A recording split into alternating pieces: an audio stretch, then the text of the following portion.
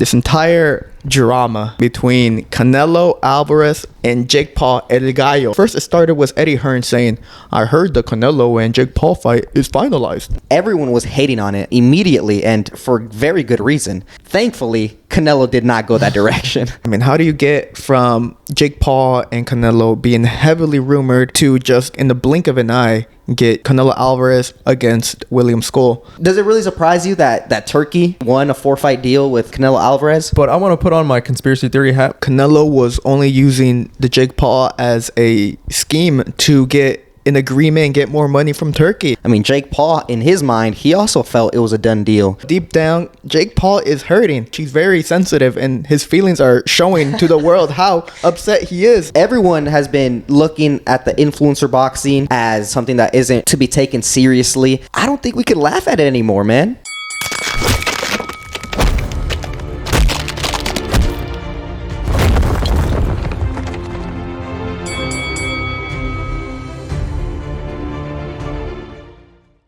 Welcome back to another episode of the Last Round Podcast, where we cover everything from traditional boxing to influencer boxing and everything in between. In today's episode, we'll be going over the fiasco between Jake Paul and Canelo Álvarez, as well as Canelo Álvarez's agreement with Turkey, and also giving our official predictions for Keyshawn Davis as he looks to become champion against Berinchyk. But before we get into the episode, make sure to like and subscribe and follow us on all forms of social media. Lastly, we're trying to build up a community on Discord, and you guys joining would be greatly appreciated. But now, diving into the episode. First thing first, this entire drama mess between Canelo Álvarez, boxing, the face of boxing, and Jake Paul, El Gallo. You know, this entire drama, this entire kind of week was filled with reports and rumors saying, or first it started with Eddie Hearn saying, I heard the Canelo and Jake Paul fight is finalized. Mm-hmm. And people ran with it. And entire social media were blowing up saying, oh my gosh, Canelo is really going to be fighting Jake Paul in May. Mm-hmm. And Jake Paul himself was kind of tweeting saying, I'm still the A side, mm-hmm. Stuff like that, kind of teasing it.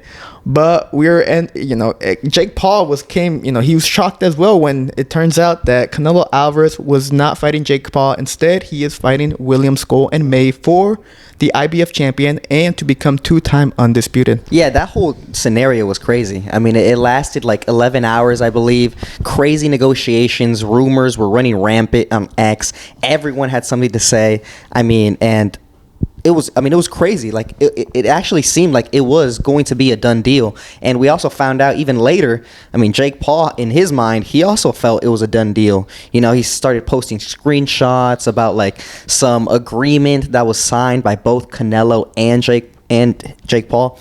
So, it was crazy. Everyone was hating on it, immediately, and for very good reason. Canelo Álvarez holding 3 of the 4 belts at 168 was, for some reason, it looked like he was going up to cruiserweight to fight some YouTuber who has 11 fights. It was a lot to criticize on that fight. Thankfully, Canelo did not go that direction. Yeah, that would have been so crazy. And I think it's interesting because it seemed as though every major boxing news outlet was saying, oh, this seems to be like a pretty done deal. So for me, look, when you're the face of boxing, when you sit at the top of that hill and you're the king, you can do whatever you want. And so I don't agree with him fighting Jake Paul, but if he were to do that and get a big bag, because that fight was supposedly it was going to be on Netflix, so that was going to be that was going to be a big bag, and then since he's the king, he can do that. I wouldn't have been mad, but he would have been stripped. Well, he should have been stripped. Listen, I would have been. I'm gonna be honest. I would have been very mad if that was actually true. And it seemed like it was a certainty. At some points, it seemed like we were actually gonna see that fight happen. And I feel like the only positive that was gonna come out of the fight is we were gonna see Jake Paul finally be absolutely mauled. He was gonna get absolutely knocked out by Canelo. But I don't think it was worth it. If Canelo wants to fight Jake Paul, and he said in previous interviews that, he's open to the idea, wait until he's retired. You're in a legacy mode right now, Canelo. You've got 3 of the 4 belts. You're holding up the 168 division. So you can't be going out up to cruiserweight 200 pounds and fighting, Jake Paul. So I don't know. That would have been a crazy turn of events. But thankfully, I don't know, maybe it was Turkey, but someone talked some sense into Canelo. Yeah, I don't know about sense, but it was definitely a lot of sense because, we found out a lot of things. I think Canelo is a little bit greedy. I think, just with him trying to go with make a fight with Jake Paul, it was only because of money. I'm very curious to see, Turkey, I know he loves to splash a little bit of money, so that's really what changed Canelo's mind in the end. Yeah, a lot of people were speculating that Canelo was only using the Jake Paul as a scheme to get an agreement and get more money from Turkey. How much truth do you think there is in that? And I'm not sure, of course. These are speculations, theories. We possibly won't ever know. But I mean, it's a very interesting one because I mean, how do you get from Jake Paul and Canelo being heavily rumored to just like in the blink of an eye get Canelo Álvarez against William Scull? And you saw Jake Paul's reaction. He was absolutely pissed. I mean, he can play it off saying, making memes, taking jabs at Canelo, calling them a duck, calling them, fake, blah, blah, just a money hungry squirrel, whatever he's calling them. Calling him a slave now to Turkey and the Saudi money. He can call him all those names, but deep down, Jake Paul is hurting because, like you said, he deeply believed that he was going to fight Canelo. That's why he's taken this approach. He's very sensitive, and his feelings are showing to the world how upset he is. And the thing also I found very interesting was he showed the supposed contract, which was just an NDA agreement. So it's just an agreement that, that would protect the sharing of sensitive information. It's not an official contract. It's just, they were just maybe going to go into negotiations, stuff like that, about terms and whatnot. So it was no official contract whatsoever. Second off, he released the supposed fight poster for the fight. And first off, that fight poster was ugly. Terrible fight poster. It looked like someone edited it on Canva. So it was, first off, a very bad poster. Second off, someone made a good point. They were like, yo, why is the White House in the fight poster? And people were saying, bro, Jake Paul was going to make this a political type of fight. The whole attention and politics right now in the U.S. and Mexico, whatever. Jake Paul was going to try to leverage that as a selling point for his fight, saying the USA against Mexico. Yeah. So people were saying, bro, Jake Paul was only here to try to generate even more money, which is smart from him. He's taking advantage of what's going on outside of boxing. But shame on you for trying to turn boxing into something political, like, what we're seeing, between USA, Mexico, and all that kind of stuff. Yeah, and I mean, he wasn't even, he was trying to turn it political, but he was also, he's weaseled his way into pure boxing media, you know what I'm saying? Like you said, top guys were commenting and saying these rumors were true. Rick Glacier, Mike Coppinger, ESPN Ringside, Eddie Hearn. Like these are notable, trustworthy, the best of the best guys in boxing, people who we trust. And these guys were saying, yeah, this fight's gonna happen. This is true. So I mean, Jake Paul, everyone has been looking at the influencer boxing as, a clown show and something that isn't to be taken seriously. And Jake Paul has been the pioneer of it. He's been the head of influencer boxing.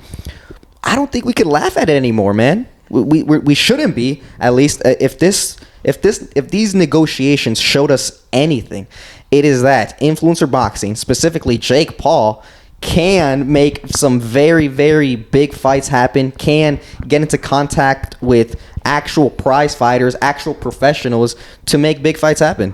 That is true, but Turkey, I think, has a different idea because, Jake Paul went out and was very upset about the fight not happening, and Turkey went out and said, you know what, I'll make Jake Paul take on Mr. Beast for the Disney Belt Championship, which is such a disrespectful move towards Jake Paul. And I know Jake Paul was pissed about that, and he's been very mad. I mean, he's showcased it multiple times, like you said. He's calling Canelo a slave towards Turkey, towards these promotions. And he said, oh, I'm independent. I'm making waves. And I promise you, Canelo, that my event is going to be bigger than anything that you produce for the year. So these are big talking words from Jake Paul, of course. I think he's talking out of feelings. He's very emotional right now that the fight didn't happen. Because I'm sure, in a previous podcast, on Impulsive, I believe it was, Logan Paul spoke about Jake Paul's next opponent, and he said, yo, this fight is going to be huge. And I'm sure they mentioned Canelo was the one who was going to be a possible next opponent for Jake Paul. So Jake Paul was very, very inclined to get the ball rolling, say, oh, I took on Canelo Álvarez. Because at the end of the day, Jake Paul, let's say the fight happened. It was agreed, and Jake Paul was going to take on Canelo. This is a win-win situation for Jake Paul because he takes on Canelo. Yes, he's going to lose the fight. He might get knocked out.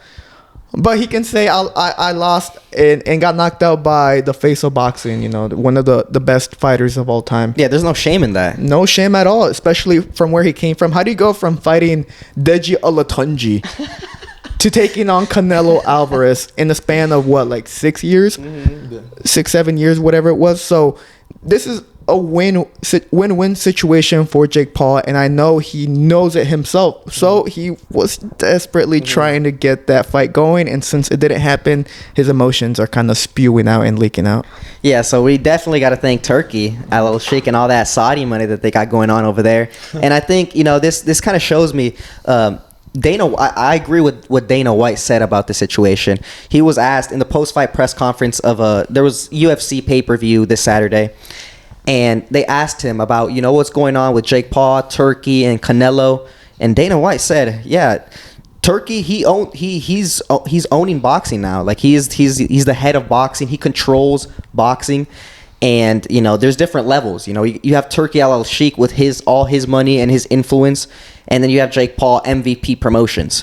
You know what I'm saying? So does it really surprise you that Turki with Saudi money won a 4-fight deal with the face of boxing, Canelo Álvarez? For me, it doesn't. So, but I think this whole situation shows, Turki's taking over boxing, and he's continuously been doing it. He's taken over a lot of other champions, but there's always been, he hasn't gotten the best guys. He hasn't gotten the face of boxing. He didn't get Canelo. He didn't get Tank, a couple other guys. Well, now he has Canelo 4-fight deal, and we already have a couple of big names for that 4-fight deal. Like you said, William Scull in May to get undisputed again, and then in September later this year we also have Terrence Crawford, which I feel like we've been a bit critical from that fight being made, but it looks like it's a certainty. It's going to happen in Las Vegas in September. Yeah, and actually, even before I go into that, a little thing that I want to say, sometimes I feel like I'm a paranoid person, and I feel like a lot of boxers are like that too. But I want to put on my conspiracy theory hat. I want to say, if I'm not mistaken, before all of this noise that Canelo was going to fight Jake Paul, I'm pretty sure it was only rumored that it was going to be a 3-fight deal with Canelo and Riyadh season, and now it's 4. I'm always going to assume that Canelo's team sent out that NDA to Jake Paul to maybe get the better negotiation side of that deal, because if you think about it now, if I'm not mistaken, he's going to generate anywhere from 150 million to 250 million per fight. That is a lot of money. That is a lot of money. So I think at the end of the day, when you're the king of the hill, you call the shots, and I think Canelo put himself in the right position. Yeah, also a lot of people are very critical on Canelo right now. The pressure keeps on being mounted on him in regards to David Benavidez. David Benavidez is coming off a win against David Morrell, who a lot of people were claiming that Benavidez was ducking Morrell, or that in order to get Canelo or a big name, you got to take out Morrell first because Morrell is a legitimate fighter. But now that David Benavidez has done that, people are saying, you only beat an 11-0 fighter, man. So that's what the whole narrative was, isn't it? The whole narrative was that, all the Canelo stands were saying, first David Morrell, and then you can challenge King Canelo. Well, he whooped his ass for 12 rounds, and then now on the 4-fight deal, we don't have any rumors of David Benavidez. I don't see him. No rumors at all. So this is very interesting. David, this obviously it's been teasing for so long. And Canelo still looks like Canelo does not want any piece of David Benavidez. It looks like he would even prefer a rematch with Dimitri Bivol than give a chance to Benavidez. It's kind of crazy. Of course, we're only aware of the first 2 fights on the 4-fight deal, but maybe 2026 we could potentially, hopefully see David Benavidez and Canelo with. Turki, I feel anything is possible at this point. Turki also said that he was going to bring the winner of Morel Benavidez to the fight ringside for Better Be Even Bivol 2. So David Benavidez will be ringside for the rematch. And also, it was reported actually today that there will be a trilogy for Better Be Even Bivol in the aspect that Bivol wins. So David Benavidez might have to wait a bit longer for a shot at the champion if Bivol comes out on top. But as of right now, let's say Bivol loses, Better Be wins, we might get Better Be against Benavidez. Winner takes on Canelo in 2026. With Turki, he already secured Canelo. Benavidez will be very easy to negotiate because Benavidez himself, even after the fight with Morel, called out Canelo, saying the fans deserve this matchup. So David Benavidez has always been inclined to fight Canelo, and even more so now. So now that Turki has both fighters under his wing, we might see the actual fight come to fruition. But first, let's not think into the future. We don't have foresight. Let's go think about what we do know. And what we do know is that in May, instead of Jake Paul, El Gallo, we have William Scull. I've seen a lot of people critique this fight. They've been saying, who's William Scull? And valid question, honestly. It's true. Who is William Scull? Of course, if you've been following, he's the man who fought for the vacant IBF once the IBF stripped Canelo off from it, and he won the IBF, and he's now the champion. But William Scull, a Cuban fighter, relatively unknown amongst the eyes, and a lot of people are very critical about this fight, saying Canelo, it also stems from the pressure he has on him, being the face of boxing. But people are saying, Canelo, you're really going to take on William Scull, and then you're going to fight a quote-unquote 154-pounder in September and going to blow him up 2 weight divisions. This is the critique from the people right now. Is it a legitimate critique? Well, I think there is some truth into it. There's some nuggets of truth, but I feel they run way too far with this. They're saying, oh, this fight makes absolutely no sense. Okay, first of all, listen. Canelo wants to get undisputed again. That's understandable. So whoever had the IBF title, Canelo would have fought them probably. And I know for a fact also Crawford is mega excited that Canelo is going to be an undisputed champion again at 168, because when they match up in September, Crawford has the opportunity to become a 3-division undisputed world champion in the 4-belt era. So that's going to be insane. And I know Crawford is super ecstatic about that. He even tweeted something about that saying, get those 4 belts ready for me, Canelo, because I'm coming. So Crawford is excited. And second of all, for boxing fans, if it was between William Scull, who, I'll be honest, not that many people know, or Jake Paul at 200 pounds, who would you rather see?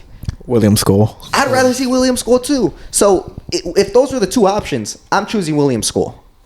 Yeah, for me, that's the only thing I saw. There was only two choices for Canelo. So maybe it's not the one that the fight fans want, but it's the one that the fight fans are going to get, and it's going to be a big show coming in come fall, I guess, because best believe I'm going to put the house on Canelo. Oh, yeah. You'd be smart to put the house on Canelo. Yeah, it's very interesting. Of course, he has to get through the Cuban Scull first. But, yeah, this is... I saw this route coming. If Turki, he was very adamant of having Crawford take on Canelo since last year. And now that he's able to get it, he's like, okay, how can I make it an even bigger spectacle? Have Canelo fight the IBF champion, become 2-time undisputed champion at 168, and then have all the belts up for grabs against Crawford. And that whole spectacle is going to be huge. I'm telling you, it's going to be the biggest fight of the year. It's already pretty much confirmed. Canelo will be taking on Terence Crawford. I don't know. I'm still very critical about that fight. I don't really see much merit. I mean, Crawford 154 pound. If I was very critical on Charlo going up to from 154 to 168 and taking on Canelo, I'm also the same way critical was Terence Crawford, especially since he began his career at 135. Yeah, and Charlo was the undisputed champion at 154 at that time. Yeah. So, that was, a little bit of a two undisputed champions going head to head. For this one, we're talking, Crawford, yeah, he's still like top 3 pound for pound fighter in the world, but he only has one belt at 154, and I feel there's so much talent at 154 that needs to be discovered. Unifying champions, like there's people to fight for Crawford at 154, and I personally think it's Crawford wants this fight just because it's a going away fight. It's a spectacle fight. It's like a legacy fight that's going to be on his resume forever. He's going to get so much money.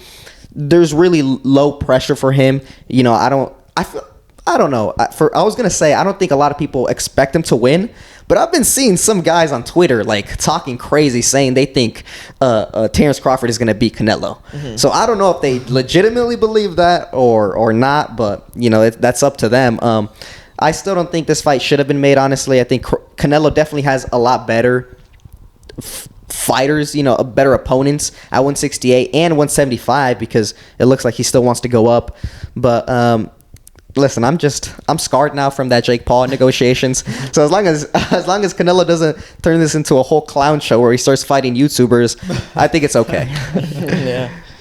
Yeah, of course. I think a lot of people who were critical about Canelo taking on William Scull, the rebuttal for that would be, okay, who else is a good name for Canelo at 168 for May? People were saying Christian Mbili. Okay, Christian Mbili, yeah, that's a good one. He's ranked number 1 in according to the WBA and WBC, so that would be a good one too.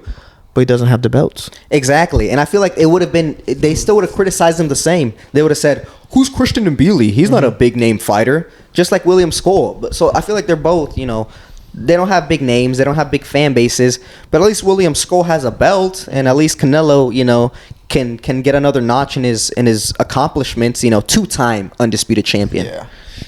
They're also saying, what about Diego Pacheco? Diego Pacheco is not ready for that fight. He still needs a couple more years of development. Besides that, I mean, like we mentioned, we talked about it before too. The 168 is not a very deep division. It's pretty stagnant. It's pretty stale. There's, of course, some up-and-coming fighters, but it's not that good. So Canelo taking on William Scull was not a big surprise. I kind of expected it to be like that, and I understand why he took it. It's just to make the September showdown against Terence Crawford a bigger spectacle than what it is. But yeah, Jake Paul, I know for sure right now is still pissed off about it. Even like we mentioned earlier, been taking jabs at Canelo, doing little videos about him dancing to like mariachi music and stuff like that. So it's very funny to see El Gallo Jake Paul kind of unravel and kind of crash out. It is very funny, you know what I'm saying? Because we're a channel, we like influencer boxing. We don't diss it like a lot of big boxing fans or boxing enthusiasts. So we respect it. We like watching the fights. But I mean, okay, there comes a line, right? There comes a line when Jake Paul is rumored to fight Canelo Álvarez, the face of boxing. That's when we're like, okay, let's take a step back here. They're two separate entities, and they should be treated accordingly. We do not want to watch any, unless it's like a retired Carl Froch, I think has been a name now that's being kind of circulated for Jake Paul. No. If we see a retired boxer, you know what I'm saying, or maybe a prospect in boxing, I could see Jake Paul fighting that, and I'd be happy to see that.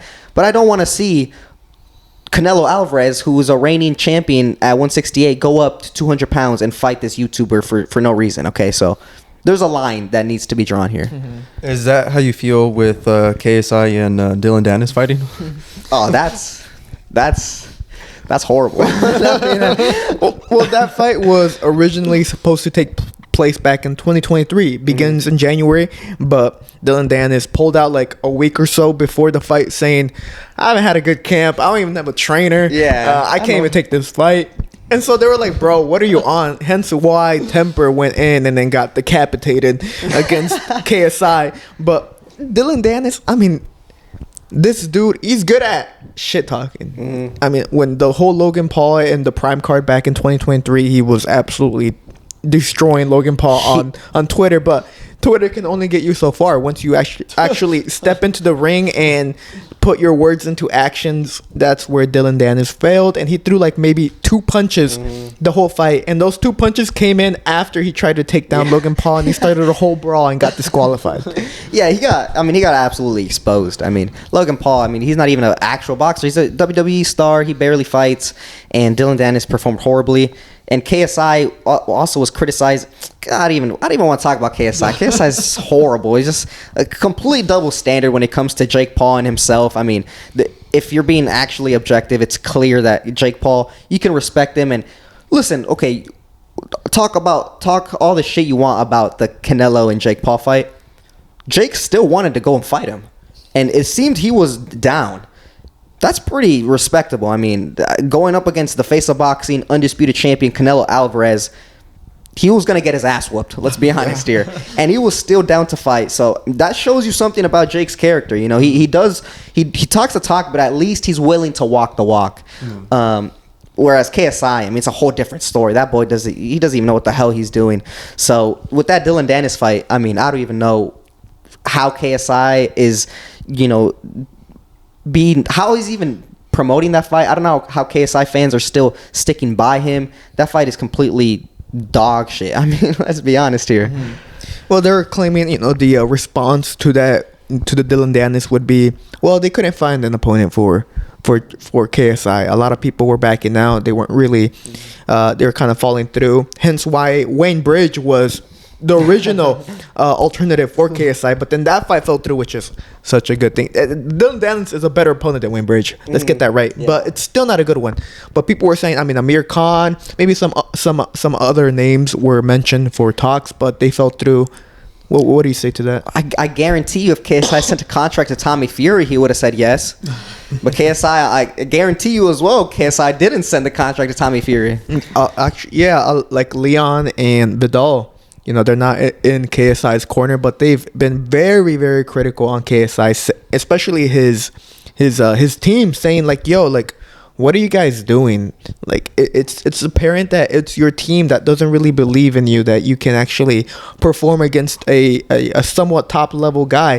Hence, I mean, Darren Till was very down to take on KSI, but that fight didn't come into fruition, which is why, because the team decided, nah, you're not ready for Darren Till right now. I mean, he claims he's maybe a little rusty, and needs to step into the ring, gain that confidence again. I mean, he hasn't fought in a while, but yeah, Leon and Vidal were very critical, saying like your team really is the big issue here. And I think they're right. I mean, I don't think KSI is ready for Darren Till. That was also another great opponent that could have been easily made. Darren Till is one of those guys. He will sign the contract in 10 minutes. Come on, don't give me that crap of, oh, we couldn't find an opponent. No, you couldn't find a low level opponent that you could have just whooped his ass. Let's be honest here. So, yeah, KSI, he's a nobody when it comes to Jake Paul now. I think, you know, Jake Paul is definitely the face, and he's the battle ram of the influencers, and he's knocking on the door of actual boxing, traditional boxing. So it's a bit scary, but we'll just have to see how it plays out. Yeah, speaking of people who are just knocking on the door of boxing, I mean, you mentioned it before a little bit, that you know, Turki Alalshikh is taking over boxing. It looks like he's bringing boxing over there. He's a big player. Yeah, he's slowly kind of taking over everything. You know, he does business with every boxing promotional company, every big news network or broadcasting network. I mean, there is only one guy he hasn't gotten over there. Tank Davis. Man, Tank, give him before the end of 2025. I guarantee you there's going to be talks. I guarantee you there's going to be talks with Tank and Turki, man. You can't deny Turki, bro. He's always there. He's pestering you, you know what I'm saying? He's teasing you.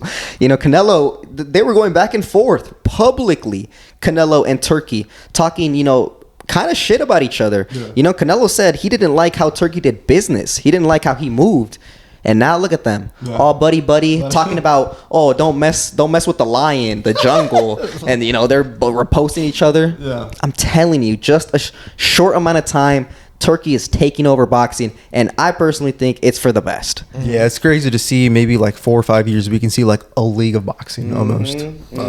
Yeah, it's good. We're finally getting big fights. Of course, I don't consider Crawford and Canelo like in my list of fights I really wanted to see, but we're definitely getting directed towards the route that these big fights are going to become a possibility. You know, what we somewhat dreamed as a fantasy matchup is, you know, now becoming real. So that was the entire fiasco between Jake Paul, Canelo, and Turkey. So very fun to see, very dramatic. It's probably the craziest thing as of 2025 as of right now. So it was very entertaining to see, you know. Yeah. Very dramatic. Now switching gears, we have a big fight in the aspect of Keyshawn Davis. Keyshawn Davis on Top Rank is taking on Dennis Berinchyk. Keyshawn Davis, they've been building him up. You know, he's had a very successful amateur career. I mean, he's a silver medalist at the Olympics. A very, you know, successful amateur career. Transitioned over to pro and has been doing great. I mean, Top Rank really knows how to build up their prospects and turn them into contenders and then turn them into champions. And it just, Keyshawn Davis and his luck that Dennis Berinchyk is also signed with Top Rank, so that fight had to come into fruition at one point, and now Keyshawn Davis gets the opportunity to possibly become a world champion. Yeah, and for Keyshawn Davis, this is very exciting, man. I mean, you know, he was basically, when he entered the pros, it was damn near a guarantee that he was going to become a champion. You know, just how much hype he had in the amateurs, one of the top guys in the whole world from the US as well. And he's got a good mouth on him too. You know, so he builds waves with the way he talks as well. People pay attention to him. Now he's fighting against a world champion, Dennis Berinchyk, who is a tough guy. Very tough guy. And, you know, Keyshawn is still pretty early in his career. You know, he only has in the teen fights. I think he has less than 15 fights, if I'm not mistaken. But, I mean, in his last fight, mega impressive. I mean, I was blown away by what he did to Lemos at 135. I mean, he finished him in like 3 rounds. In 2 rounds. Like, it's crazy. You know what I'm saying? So I was kind of doubting Keyshawn a little bit coming up. You know, he was looking great, but he'd never stepped up to a real tough challenge. He stepped up to Lemos, beat the shit out of him. Now he's stepping up again to Dennis Berinchyk, and I don't want to doubt him. I think he has the skills, man. He is ready, I think, for a world title shot, even though he only has 12 fights. But I think he's ready, and I think this is gonna be a great fight.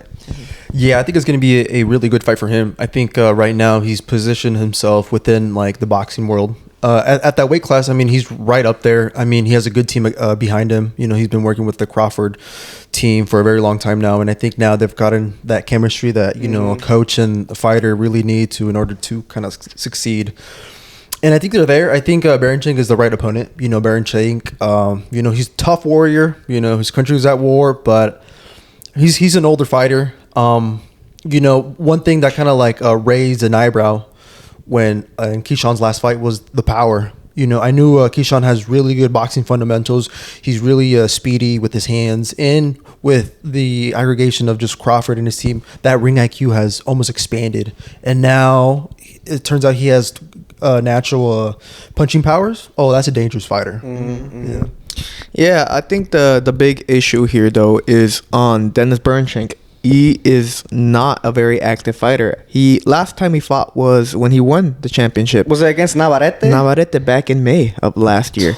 Before that, he had fought in 2023. And before that, he fought in 2022. It looks like he'd be fighting once every year. He's 36 years old. This is not the best look for Dennis Berinchyk, and I think he's going to come in to be sacrificed to Keyshawn Davis. I think Keyshawn Davis will stop Dennis Berinchyk, and he's gonna do it in grand fashion and become a champion. And anything, this is Keyshawn Davis will become 135 champion, and he's gonna be calling out Shakur, Gervonta, all these. Not Shakur. Oh yeah, they're besties. They're good friends. Keyshawn himself said in an interview, "I will not fight Shakur Stevenson because he was, you know, friends with him, especially when Keyshawn was going through a bit of a rough time." So you got to respect that, but I feel like it does kind of hurt the division, you know, because if everything goes according to plan with Keyshawn, they're both going to be champions. Well, unless Shakur loses against Floyd Schofield. Uh-oh. Or no, but yes, Keyshawn, he'd become WBO champion. I mean, if Shakur isn't on his list, that's fine. He got Gervonta Tank, and he got Vasily Lomachenko. Okay. He got Lomachenko. I mean, he's also got, the beef with Andy Cruz. Andy Cruz is ranked number 1 for the WBC. I mean, he's waiting in line for William Cepeda first, because Cepeda's the interim, but he's there knocking on the door too for a championship shot. So I mean, there's a lot of big names at 135 that he could potentially fight, but he's gonna be champion. I can almost guarantee it. I think he's gonna put on a good spectacle, and I don't see him losing the fight. I think Dennis Berinchyk and his team they probably don't know it, but I mean, they probably do know it. I mean, he's 36 years old, fights like once every year. He looked all right against Navarrete, but Navarrete looked like dog shit. Exactly. So I think this is the best time for Keyshawn Davis to become a world champion. I agree with you. Yeah, I completely agree. I think Keyshawn is looking very, very strong. You know, he's coming off a great performance, active, with a great team. I do think he's gonna pull out the victory this Saturday, and it's just gonna make the 135 more interesting, man. There's a lot of big names at 135. I mean, it's getting real packed, real dangerous again. And I like how you mentioned Andy Cruz as well, because Andy Cruz recently fought. 2 weeks ago, I feel like he fought, and after, Andy Cruz was kind of shaking everyone's hand. He was in ringside. He even dapped up Shakur. He dapped up a couple other fighters. It came time to dap up Keyshawn Davis. It looked like Keyshawn did not want anything to do with Andy Cruz. He even gave him his back. You know, he gave him some knuckles, but he put his back to him, didn't want to talk to him. So it looks like Keyshawn is still a little bit, doesn't want to become buddies with Andy Cruz. Maybe he's still, lamenting the losses that he took to him in the amateurs. So that's another interesting fight. Andy Cruz isn't a champion, but he has so much fucking potential. I mean, this guy's so good. So it's just going to be interesting. The 135 division is getting real stacked, and a lot of big names happening, a lot of moving parts. Lomachenko, still a champion, but on the older side. How much longer is he going to be in boxing? We don't know. And I don't think I've even heard any rumors of him fighting. So I don't know. There's a lot of interesting things going to happen at 135 in 2025. Yeah, I mean, another possible big name is for Keyshawn would be, if he becomes champion, is Raymond Murataya. RGBA, I mean, he's been making a name for himself as a top contender at 135, and of course there's still a lot of a lot of moving parts for Murataya. They're still trying to secure him a fight as of right now, but for sure, if he wins his next fight, he's ranked number 2 for the WBO. So, I mean, I can guarantee you, if he wins his next fight, he'd be ranked number 1, and he's going to be calling for Keyshawn Davis. And I've seen before, this Keyshawn and Berinchyk, I've seen a lot of people say, Murataya and Keyshawn would be a great fight for the future. And it seems that we could possibly get that fight early on, because Keyshawn and Raymond Murataya are both with Top Rank. And I mean, it all depends how Top Rank really wants to make sure that, they get the most out of both fighters, because they don't want Murataya to just get dogged out, and then they lose a fighter like that. But yeah, it all depends how they want to move. But Raymond Murataya and Keyshawn Davis is a big fight for a potential future matchup, and it's one that I think it would be a very, very close fight, more closer than Dennis Berinchyk for sure.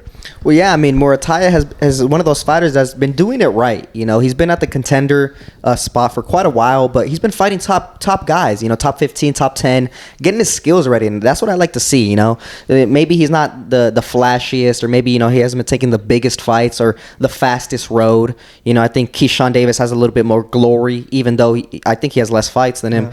But Murataya's been doing it right. He's just sharpening those skills, and he keeps on getting better and better. So that can definitely be a fight in the future, man. And it all depends, how Keyshawn does this Saturday. But I struggle to see a way in which Berinchyk wins. Yeah, it'd be crazy if Berinchyk wins. And I'm just now thinking about it. If I'm not mistaken, a lot of the 135 champions or the 1 or 2 number contenders, a lot of them are from Top Rank. I mean, there's Shakur, there's Keyshawn, there's Berinchyk, there's Loma, Morataya, Andy Cruz. No, he's not. He's not. No. Yeah, but there's 5 right there. Yeah, so it's a lot. Yeah, Top Rank really has the 135 kind of locked in, and they have a lot of big names coming up that could potentially keep on securing them a very solid place at the 135. I mean, Abdullah Mason, he's cracked the top 10 for the WBC, and he's was in the top 15 for the WBO. So yeah, Top Rank really knows, like I mentioned, they really know how to build up their fighters from prospects to contenders and to eventual champions. So Dennis Berinchyk, Keyshawn Davis, official predictions. Yeah, I mean, Keyshawn's gonna. I think. I don't know. I struggle. I don't know. Like we did see a really strong and powerful Keyshawn Davis's last fight, but I guess I do think he's gonna stop him. Actually, I do think he's gonna stop him. You know, Berinchyk is tough. He's a tough SOB, right? Like. It's not going to be easy, but I definitely think Keyshawn, I mean, his timing, bro, how sharp he is, you know, he knows when to throw, he knows how to throw, and I think he has been getting to that grown man strength, really sitting down on his punches, and I think the timing will be the difference, you know, he's a perfect range finder. I think that's going to help him a lot in this fight, and he's going to tee off on him for like the first half of the fight, and stoppage somewhere around 7 through 10. Ooh, okay. That's a good one. I'm going to go for Keyshawn Davis, UD. I think Keyshawn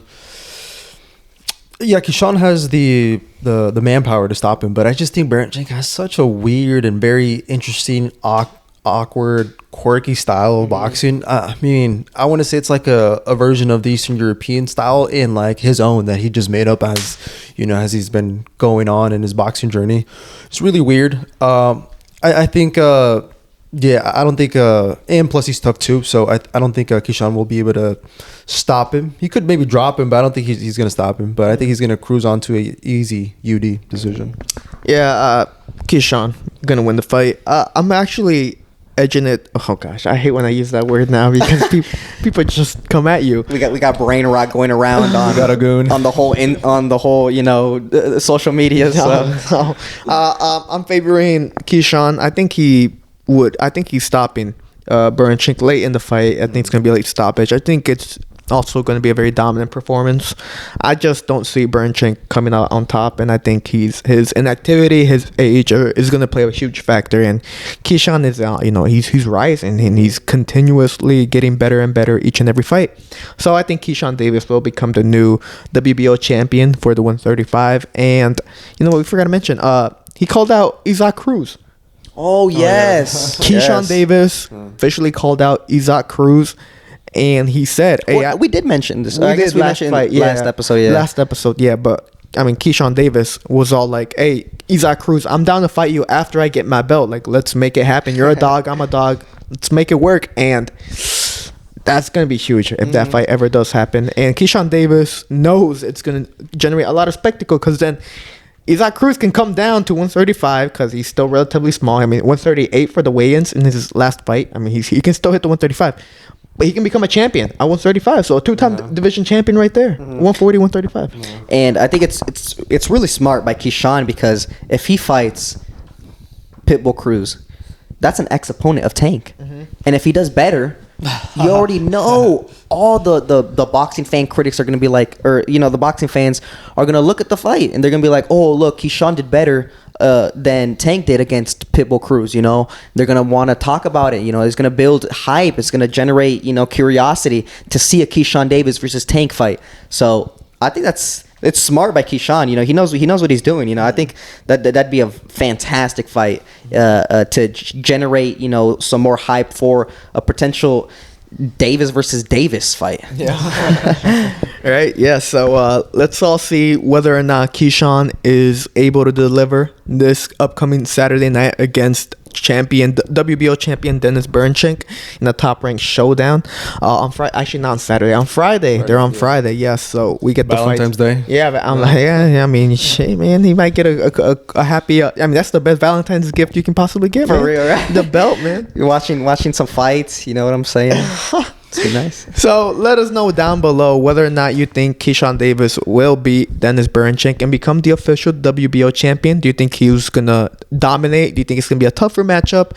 And do you think he will eventually take on Isaac Pitbull Cruz in a potential future fight? Also, let us know about the whole fiasco between Jake Paul and Canelo. Do you think Canelo did Jake Paul dirty? Do you think Jake Paul is right to be upset about it, or are you happy that Jake Paul does not get the opportunity to fight Canelo Álvarez? Also, don't forget to like and subscribe and follow us on all forms of social media. We are on X, TikTok, and Instagram. Lastly, don't forget to join our Discord. Like I mentioned earlier, we're trying to build up a server, and you guys joining would be greatly appreciated. But this was Pablo, and I'm with Rudo and Asa, and this was the Last Round Podcast. Thank you for watching.